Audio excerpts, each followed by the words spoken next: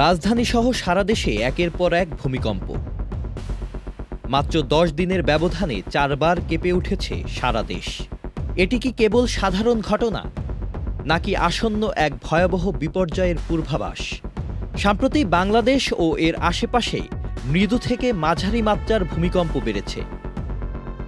গবেষণা বলে, ভূমিকম্প প্রবণ বাংলাদেশ প্রতি 100 বছরে বড় ধরনের ভূমিকম্পের মুখোমুখি হয়, যা সবশেষ হয়েছিল 1918 সালে। সেই হিসেবে আর একটি বড় মাত্রার ভূমিকম্পের সময়সীমা 2018 সালে 100 বছর পূর্ণ হয়েছে। তাই শতকের সবচেয়ে শক্তিশালী ভূমিকম্পের দ্বারপ্রান্তে বাংলাদেশ, এটা বলাই যায়। সেই প্রবল ভূমিকম্পের ইঙ্গিতই কি সাম্প্রতিক সময়ের এই ভূমিকম্পগুলো? 7 মাত্রার একটি ভূমিকম্পে ধ্বংসস্তূপে পরিণত হবে বাংলাদেশ, এমনই আশঙ্কা রয়েছে বিশেষজ্ঞদের। যারা মরে যাবে তারা বেঁচে যাবে, আর যারা বেঁচে যাবে তারা ভয়াবহ মৃত্যু অপেক্ষা করবে তাদের জন্য। কারণ আমাদের বেঁচে যেখানে যাবো সেই হাসপাতালগুলো কিন্তু নিরাপদ না। ভূমিকম্প ঝুঁকিতে ঢাকার অবস্থান দ্বিতীয়।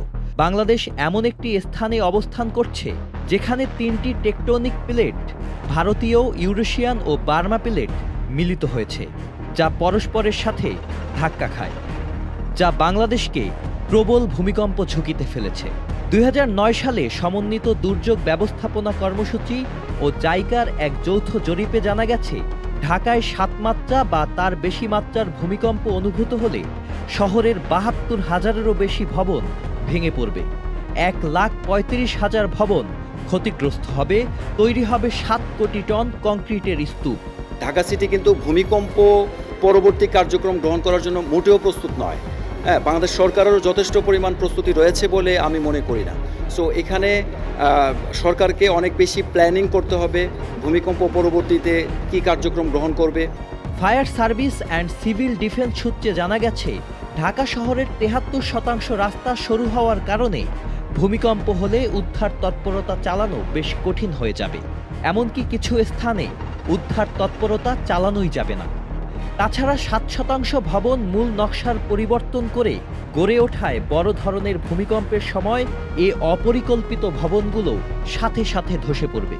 সেই সঙ্গে গ্যাস, বিদ্যুৎ ও পানির লাইনে বিস্ফোরণ ঘটে এক ভয়াবহ পরিস্থিতির সৃষ্টি হবে, যাতে উদ্ধার কাজ করা কঠিন হয়ে পড়বে। বলা হয় আমাদের যা ভবন আছে লক্ষের কাছাকাছি, তার মধ্যে অধিকাংশ ভবন 92% নন ইঞ্জিনিয়ার অথবা non approve. BNBC national building code বাদই দিলাম, রাজুকের অনুমোদনের প্রক্রিয়া। Sajid Abdullah, Channel I.